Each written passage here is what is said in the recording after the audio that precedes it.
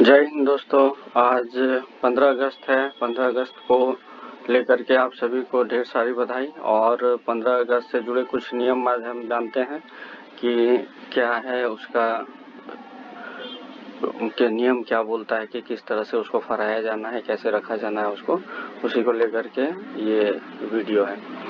तो यहाँ पे हम लोग देख रहे हैं कि साधारण जनता किसी गैर सरकारी संगठन अथवा विद्यालय के सदस्य या राष्ट्रीय झंडे को सभी दिवसों और अवसरों, समारोह अथवा अन्य अवसरों पर फहरा और प्रदर्शित कर सकते हैं।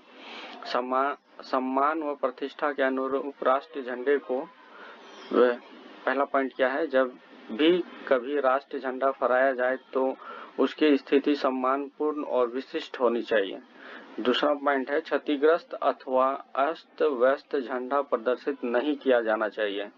तीसरा है, झंडे को किसी अन्य झंडे अथवा झंडों के साथ एक ही समय में एक ही ध्वज दंड से नहीं फहराया जाएगा। संहिता के भाग 3 की धारा 9 में निहित उपबंधों के सिवाय झंडे को किसी वाहन पर नहीं फहराया जाएगा। यदि झंडा किसी वक्ता के सभा मंच पर फहराया जाता है तो उसे इस प्रकार फहराया जाना चाहिए कि जब वक्ता श्रोतागण की ओर मुंह करे तो झंडा उसके दाहिने ओर रहे, अथवा झंडे को दीवार के साथ पट स्थिति में वक्ता के पीछे और उसके ऊपर फहराया जाना चाहिए। जब झंडा किसी दीवार के सहारे पट और टेढ़ा फहराया जाए तो केसरिया भाग सबसे ऊपर रहना चाहिए, और जब वह लंबाई में खड़ा करके फहराया जाए तो केसरी भाग झंडे के हिसाब से दाईं ओर होगा, अर्थात यह झंडे को सामने से देखने वाले व्यक्ति के बाईं ओर होगा। जहां तक संभव हो उस सीमा तक एक निर्धारित आकार के झंडे को प्रदर्शित किया जाए, और जहां तक संभव हो झंडे की लंबाई व चौड़ाई का अनुपात 3:2 होना चाहिए।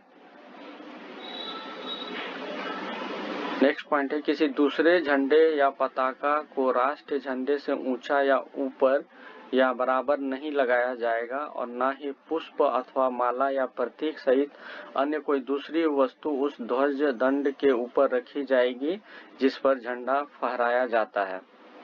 झंडे का इस्तेमाल सजावट के लिए बंद न वानर गुच्छे अथवा पताका के रूप में या इसी प्रकार के किसी कामों के लिए नहीं किया जाएगा।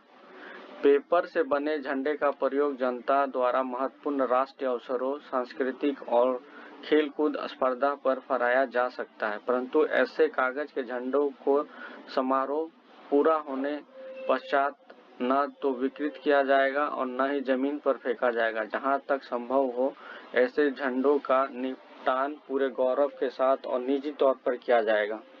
जहां झंडे को खुले में फहराया जाना हो, जहां तक हो सके उसे सूर्योदय से सूर्यास्त तक मौसम संबंधी परिस्थितियों का ख्याल किए बिना फहराया जाना चाहिए। झंडे को इस तरह से फहराया या बांधा न जाए जिससे कि वह क्षतिग्रस्त हो, और जहां झंडा क्षतिग्रस्त या खराब हो जाए तो उसे पूरी तरह से एकांत में और अधिमान्यतः जलाकर या ऐसा कोई तरीका अपनाकर पूर्णतः नष्ट कर दिया जाए जिससे उसकी गरिमा बनी रहे। तो ये था नियम। और